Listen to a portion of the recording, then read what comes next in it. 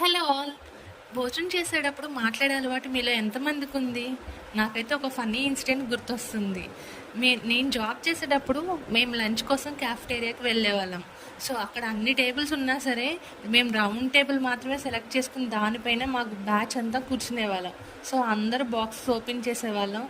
ఎవరో ఒకరు ఏదో ఒక టాపిక్ స్టార్ట్ చేసేవాళ్ళు. నా పాటికి నేను తింటూ ఉంటే.